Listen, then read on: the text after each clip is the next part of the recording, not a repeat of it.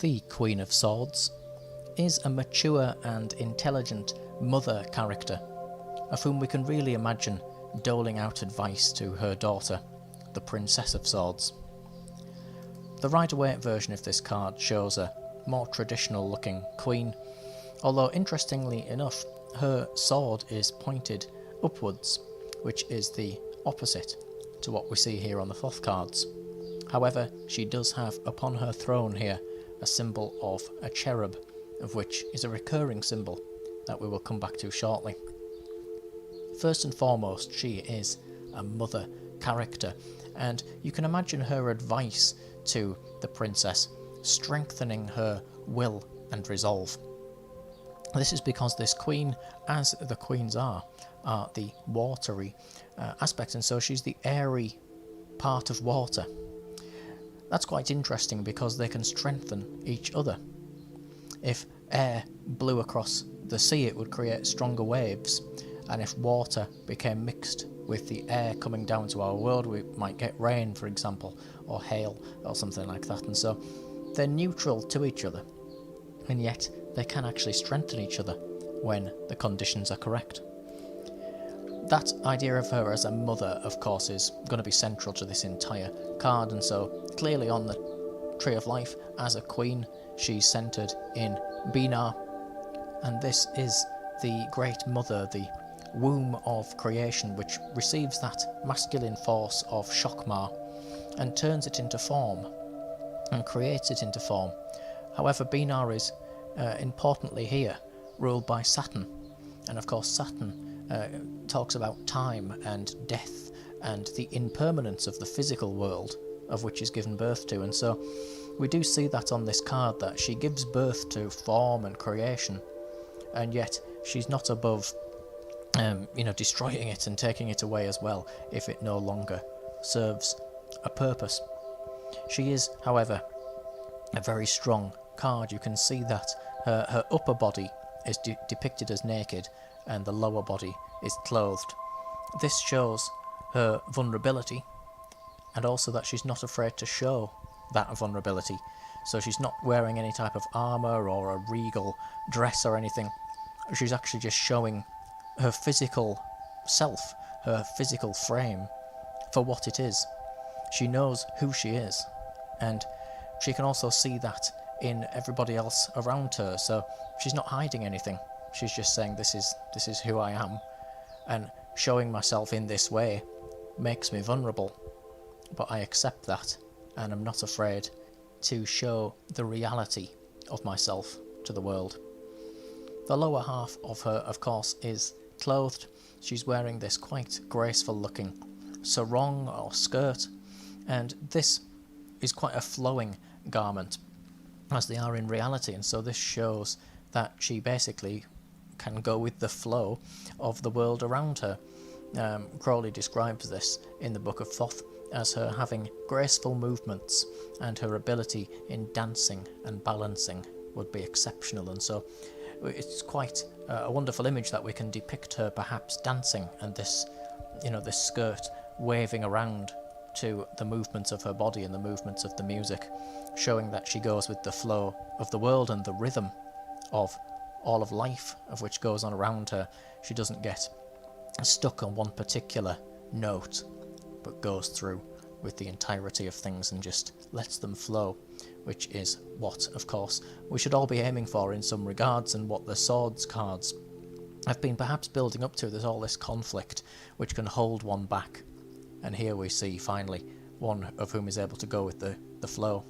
She is, however, a very analytical and physical world focused queen, and so we see here in a vast difference to the Rider-Waite card. Her sword is pointed downwards towards Malkuth, or towards the physical world that we are born into and live our physical lives within.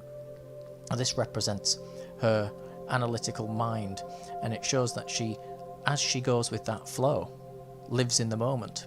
She lives in all of the physical world and the changing seasons and the changing cultures and fashions that come and go, and she sees all these things coming into this world around her, and she sees them with logic and with an intelligence. She sees them for what they truly are.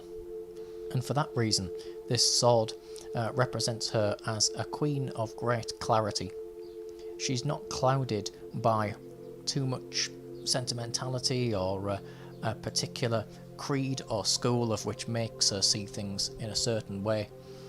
She's completely impartial here, and so she sees things unclouded by a social or political or cultural lens.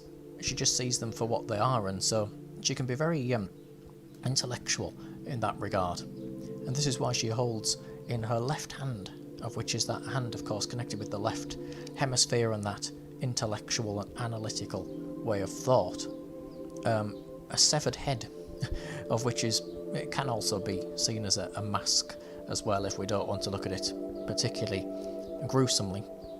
And this head looks like that of an old man, and therefore could represent old ways of being, old ways of thought. And it's interesting here to have a look yet again at the lust card on the major arcana, of where the beast actually tramples upon what's said to be the old saints underneath. And so what that is, of course, is destroying the old order and the old way of thought in order to, in Thelemic terms, create the new aeon, essentially the coming of a new age, a new way of thinking. And so she does that here with this severed head in her own little way, and the head is old ideas, old ways of thinking of which we have moved on past. It could be habits, even addictions. It could be something as simple as something that we've owned that had a purpose to us for a time, and now we don't need it anymore. And this is quite interesting, because the princess holds her altar, of which is her identity, very close, and she defends it almost with her life. And the queen here has actually been through that when she was younger, that insistence that her identity is not a phase, and then when she looks back on it later, perhaps it's even relatively cringeworthy, because it meant something to her when she was engaged in it, and now she's looking at it with new clarity. She understands what it was. It's not actually silly or stupid. It meant something to her in the time that she had it, but now she doesn't need it anymore, and so she sees things as they are, and she says that is holding us back, that has no more need to be in our life, and so she cuts it off. And that obviously is symbolised here by it being an actual head, perhaps of an old saint. Some have suggested it may be the Hermit card, but I'm not too sure about that. But essentially it is the old thoughts of which would hold us back. And when we start to see something with clarity, we actually naturally start to move out of like these little corners that we've placed ourselves in. And once again, it's all part of going with that flow of life and all of its many experiences that come and go. There is, however, perhaps something a little bit more metaphysical about this severed head. It could be that in this act of severing the head, the consciousness finds itself free from the body, just as the head finds itself severed from the rest of its body that would have walked upon the physical earth. And I know this sounds really quite gruesome at this regard, but it represents a freeing of the mind from the lower self.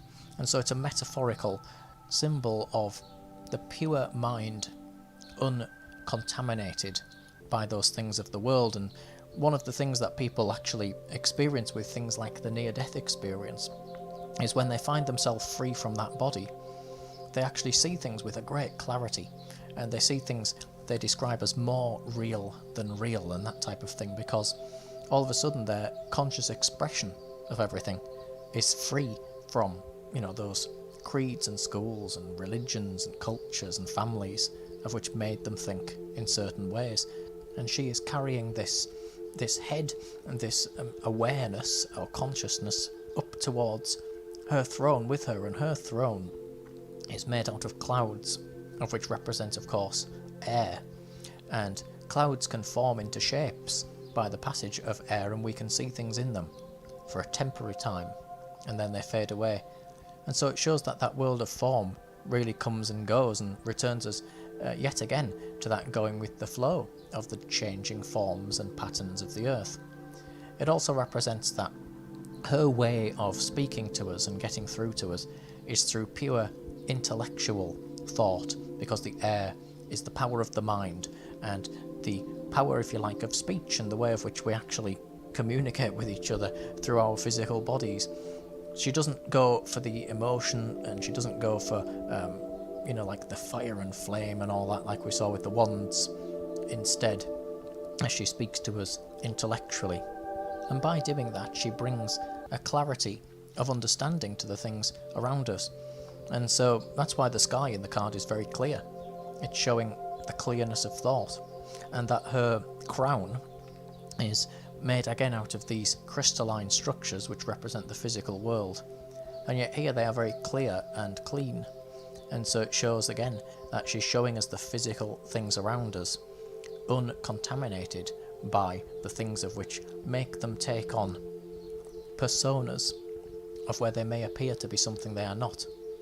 And so this queen will show us that there are no monsters under the bed, and will direct us to look at things with a different perspective, such as if we approached the famous curtain from a different angle, we would see that all of the effects caused by the wizard are actually nothing of the sort.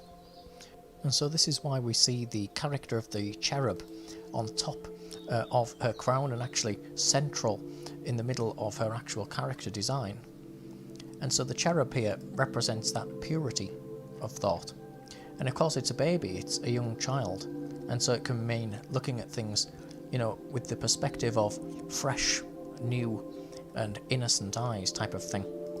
It can also be more mystically representing protection or the sacredness of life, the inner spiritual life, which is separate here from the outward consciousness, the lower realms. And so, as we know, the crystalline structure in the Thoth cards, such as her crown here, represents the physical things, the building blocks of all the things around us. The cherub is part of this, and so it shows that really all of those things around us come from that same source. They come from that purity, and the cherub could almost be in the position of Kether right at the top if we superimposed a tree of life over the actual card. And so it's showing when we do see things with purity and with clarity, even though she is a very intellectual and physically focused card, we inevitably come to the conclusion that they all come from that same source, and that love and innocence and beauty really is the core of the whole thing. And so to get the card means that we're going to see that in some way, but we have to cut through our old habits. We have to sever the things of which are holding us down. We then have to look at them with fresh eyes, just like we are that young child, and see them for what they truly are. See them without the fears of which have been superimposed over them by the world, or the media telling us that we have to fear whatever they are trying to push for the moment, because it will only change again later. And so she's saying, cut through it. Don't be emotionally bogged down by these things. Use logic, use fact, cut through them, see what they really are. She's in many ways a really good counsellor, this mother character. She'd be a really good mother to the princess, because she understands everything the princess has gone through, and so she really is full of wisdom and of intelligence.